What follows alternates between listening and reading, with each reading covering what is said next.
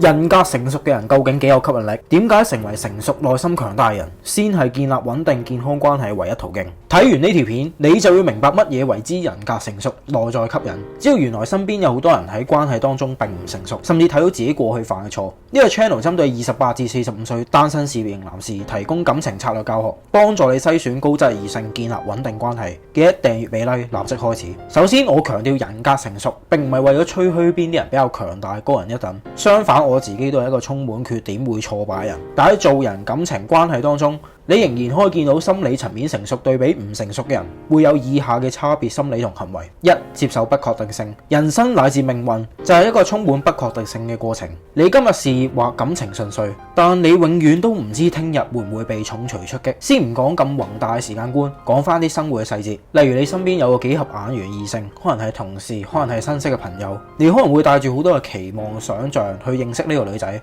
想同佢傾多幾個偈，想交換 contact， 想約佢食飯，甚至越諗越多有冇機會曖昧嗰啲。但係當你回歸現實，發現對方可能好忙，你哋冇太多嘅時間傾偈，發現你哋雖然交換咗 contact， 但揾唔到太好嘅話題，發現你想約佢食飯，但佢未有時間，話要下次。又或者你好想同佢進一步深交，但你好緊張，你有時想要退縮。甚至當你發現難得兩個人嘅進展多少少，身邊突然出現咗更多嘅男人，你默默開始有啲擔心。你永遠都唔會完全掌握事情發生嘅動向，你永遠都唔能夠保證對方諗緊啲咩，點解要咁做。你可能會睇到有啲感情教學教你去揣測女人嘅心思，分析對方嘅每一步每一個動向。呢啲嘢唔係話有問題，但講到尾只係一個輔助。一個人如果心力唔夠，都只係一個扶不起的阿斗。因為就算有再多嘅經驗，再多嘅學習，現實就係每個人都有自己嘅心思生活，有佢唔需要向外解釋嘅嘢，有一啲你永遠都唔會明白、意想不到、操控唔到嘅嘢發生。而一個心力唔夠嘅人，往往就係接受唔到不確定性，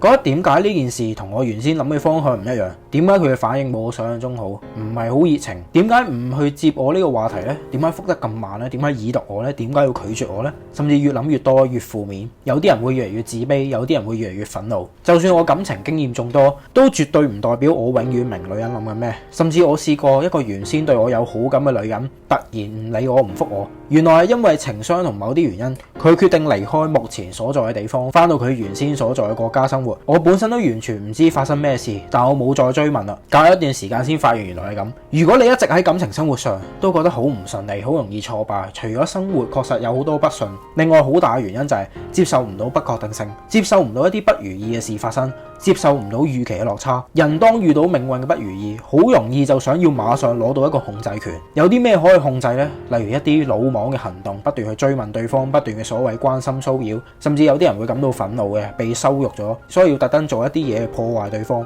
但無論點都好，背後都暗示呢個人接受唔到失控嘅局面，想要快啲去捉住某一啲嘢，立即去控制一啲嘢。人驚失控唔係一種罪，係一種人性。但有時越心急去捉住某啲嘢，就好似急病亂投醫，頭痛醫頭，腳痛醫腳，甚至越急又翻嚟火上加油。例如不斷嘅 message， 不斷去焦慮，不斷去自卑，不斷嘅憤怒。可以接受不確定性嘅人，唔係啲咩非凡偉大嘅人物，並唔係高人一等，只係經歷過挫折同埋命運洗禮成功走過嚟，放棄去控制每一個細節局面，所以喺女人面前先顯得更加穩、更加成熟、更加有耐心，唔會好快就自我崩潰。正正係因為稀有同埋穩定，所以先有人格吸引力。之後我會再出條片去強調穩呢一個字喺吸引力同感情當中有幾咁重要。但我哋先回到正題，你可以回望自己嘅人生同身邊嘅人，發現有幾常係出現一啲失控嘅局面，然後就好焦躁，想要馬上做一啲行動，定係可以靜下嚟接受呢啲事情嘅存在，接受自己就係會失敗不如意。正如一開頭所講，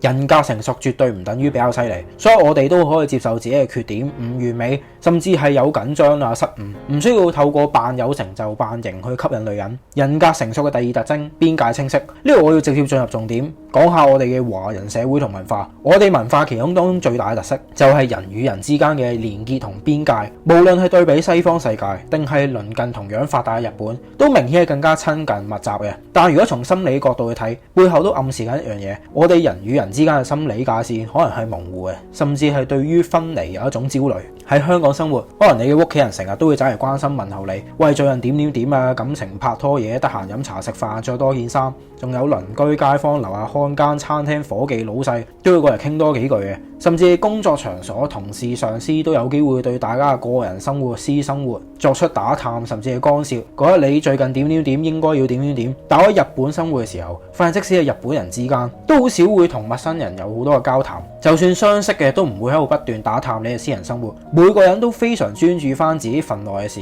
甚至有好多嘅想法同念頭。如果唔係好大件事嘅話，佢根本唔會當面同你講。每個文化都有各自嘅特點優缺點，但如果要重點探討人格層面同埋男女吸引力嘅細節，華人文化當中嘅邊界感係一樣好需要重視嘅議題。可能你聽到前面咩屋企人左鄰右里，甚至係工作場所一啲私生活嘅交談，未覺得好大不了，但再接下嚟細講，你就會明白我想帶出啲咩。你有冇試過細個嘅時候，明明你唔想做某樣嘢，但係因為你阿媽覺得你應該，覺得你想要，就逼你去做，最後你都聽咗。例如，喂，出邊好凍喎，着多件衫。雖然你根本就唔覺得係咁，喂，食多啲菜喎，或者唔准咩咩咩，又或者叫你去專心讀書，唔好諗拍拖感情嘢。又或者有個例子，父母因為擔心小朋友嘅健康，喺生日送咗個便攜式空氣清新機俾佢掛喺條頸，個小朋友顯得非常失望。結果第二年問個小朋友：你生日想要咩做禮物？佢話我想要玩具車，之後就送咗俾佢，然後佢又非常開心。即使你大個咗啦，你嘅父母唔會管你咁多啦，但都會成日問你：喂，幾時拍拖？幾時結婚啊？你識咗個女仔應該要點點點啊？或者生活上覺得你：喂，唔好搬出去住啦，出邊租咁貴。如果真係搬咗出去，又會成日問你幾時翻嚟啊？幾時得閒食飯飲茶啊？有啲人可能覺得只係父母擔心關心啫，人與人之間比較緊密，唔代表啲咩，甚至係一件好事。但係事實上，我哋嘅文化教育好容易將我覺得你點點點，我覺得你要啲咩，我覺得你想要啲咩，塞喺人哋身上，然後夾硬俾一啲人哋根本唔想要嘅嘢，甚至要求人哋去做某啲行為。又或者即使真係管理唔到，就開始不斷嘅關心對你好，問候你，表面上係好親切暖心嘅，但其實過度嘅關心問候本質上就係一種控制，甚至有啲阿媽調翻轉嘅過度依賴個仔嘅，即係如果唔知你最近做緊啲咩啊，最近點啊，就非常之不安啊。或者再過分啲嘅又有咩裙腳仔，事業愛情婚姻都係阿媽話事嘅，自己根本係做唔到任何嘅主意啊決定。如果你已經開始獨居嘅，咁可能對你嘅影響係比較細，但如果你仲係同你嘅父母一齊住，咁好大可能佢哋或多或少都仍然會想喺你嘅私生活當中多參幾腳，攞下啲存在感。咁好多人會覺得自己要孝順，所以唔好諗咁多啦，冇問題啊。但對比西方人嘅思想教育，佢哋往往係充分尊重每一個人嘅獨立性，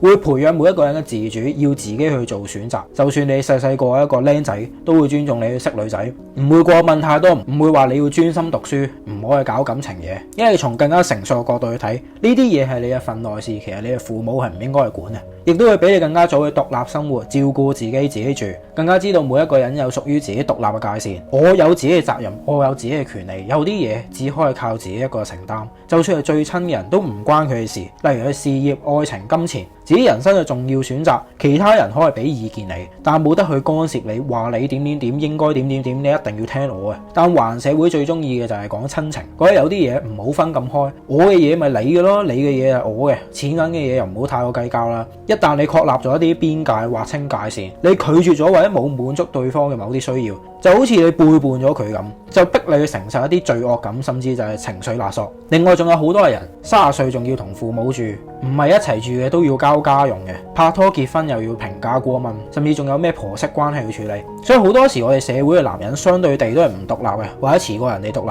好似冇乜嘢重要決定，例如事業、婚姻、未來嘅人生，例如移民，呢啲嘢全部都唔可以你一個人話事嘅。生活大小事總要有人參隻腳埋嚟。咁樣帶嚟最大嘅後果有兩樣：一，搞唔清自己同親人嘅關係邊界，特別係同你嘅父母，好多屬於你私生活或者未來人生大計嘅嘢，都因為所謂嘅孝順，你係一定要考慮埋佢哋，甚至去識女仔同女人相處嘅，都不自覺咁帶住一啲父母繼承俾你嘅性格、做人嘅價值觀啊、金錢觀、愛情觀、婚姻觀念去識女仔，最終就係你根本就唔係一個獨立嘅男人去認識異性，而係喺心靈上帶住你嘅父母去認識女人。簡單嚟講就係3個人一齊去溝一條女，你以為係有軍師輔助你，實際上只係互相拖累。而因為由細到大都冇被培養獨立嘅人格，自己面對大事嘅經歷，所以搞唔清同身邊其他人，例如朋友、女人嘅邊界，特別係女人，好容易將自己認為對方需要嘅嘢塞俾人。例如我覺得佢想要我對佢好，買好多禮物俾佢。我覺得我同佢好親近，我要不斷同佢傾偈。如果佢唔覆你，遲覆嘅，你就焦慮、緊張、受挫，好想不斷去揾話題。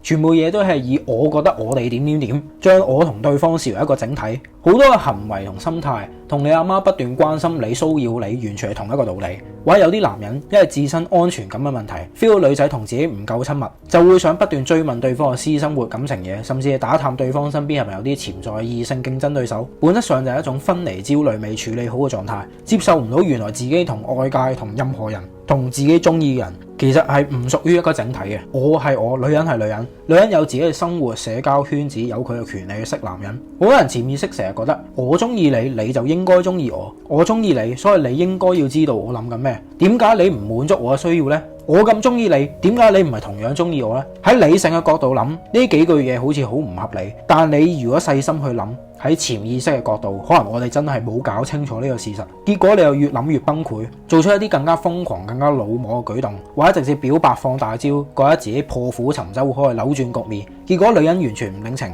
由頭到尾都係自己一廂情願。呢度同上一個特點接唔接受到不確定性係對應嘅。當你嘅邊界感唔清晰，你嘅人格唔獨立，就會因為接受唔到對方同你唔係一個整體嘅事實，接受唔到對方有反應係你意料唔到嘅，覺得局面失控咗，然後你強行做一啲舉動，試圖控制翻個局面。而邊界清晰嘅人，自然都係人格獨立嘅，同女人相處嘅時候唔會有種隨時要吞噬對方、控制對方嘅窒息感。同女人相處更加多係兩個人嘅自在自由，從而係令人覺得互相選擇、互相吸引嘅人格特質。人格成熟第三特徵，心智化。就咁聽呢三個字，你一定唔明講緊咩，因為係一個術語，但唔緊要。我化繁為簡，一句話解釋就係理解自我與他人背後情緒同動機嘅能力。例如一個女人喺你對佢好關心追求之後，越嚟越避開你啊，你可以去理解，喂，會唔會係我過度侵略咗佢嘅邊界咧？會唔會係我將我自己覺得佢要嘅嘢俾咗佢，但唔係俾一啲佢真正想要嘅嘢咧？正如之前我提過，父母送空氣淨化機以及送玩具車俾細路嘅例子，擁有良好心智化功能嘅人會嘗試理解自己以及人哋情緒背後嘅成因狀態，理解自己以及人哋某啲動機意圖背後嘅成因。簡單嚟講就係一種二次思考、深度思考，唔會淨係睇表面嘅。例如一個人覺得，喂，呢個人咁自大嘅，佢真係天生賤格乞人憎。另一個人會諗，會唔會係佢經歷過啲咩令佢感到自卑、受傷，刻意要扮到好自大呢？成日去針對人哋，實際上只係保護緊佢自己，佢唔想俾任何人睇穿佢。擁有心智化功能唔代表你有讀心術，唔係話你好聰明無敵，只係代表你充分理解自我同他人嘅差別。你識得喺人哋嘅角度思考，識得去做二次反思，凡事唔係淨係睇表面。聽落去係好簡單嘅，喺人哋嘅角度思考嘛，小學生都識啦，好似廢話一句。但實際上喺感情生活、人際關係，特別喺情緒上嚟嘅時候，好多人就會拋諸腦後，或者太少去培養呢一種思維習慣，下下都好自我中心，或者淨係睇表面去諗嘢。詞覆你一句，你又無限發大，喂，一定好憎我啦，甚至諗到對方會唔會其實睇我唔起，喺度嘲笑緊我，因為自己陷入咗喺情緒當中，好多原先你覺得自己做到嘅心智化功能都好似消失咗咁樣，覺得呢個世界係針對自己嘅，個個人都睇唔起你，或者覺得其他人係天生賤格嘅，從來都唔會過問背後嘅原因。有良好嘅心智化功能係成熟人格嘅基礎條件，咁樣先可以做到所謂互相尊重同理解，並且自我反思，相對地情緒都可以穩定，唔會俾人一種好難搞、好自我中心嘅感覺。而呢項能力睇落去係簡單嘅，但其實喺心理發展階段嚟講，算係比較高級嘅能力。如果喺早期人格發展階段，連上邊基本嘅獨立邊界感都冇好好培養，仍然係同父母過度嘅連結，咁你好難有一個好嘅心智化功能。呢個都係點解女人有時話啲男人好幼稚啊？咁當然，人格成熟並唔係某啲人嘅專利，係可以被培養嘅。男人同女人一樣，都唔係每一個人處於成熟人格階段。但係邊個女人係咪人格成熟，就唔係我哋重點要探討嘅地方。重點都係先擺喺自己身上，處理好自己人生嘅課題，負翻起責任，再理其他人。最後，如果你想理解我係點樣透過成熟吸引力系統建立屬於你嘅成熟吸引力，提升你嘅選擇權，篩選高質異性並進入穩定嘅關係，你可以點擊影片描述欄及留言區第一條 link， 我會更加詳細分享呢個系統點樣幫助我同我嘅學員取得成功嘅感情生活。我會喺入邊分享更加多嘅細節同案例。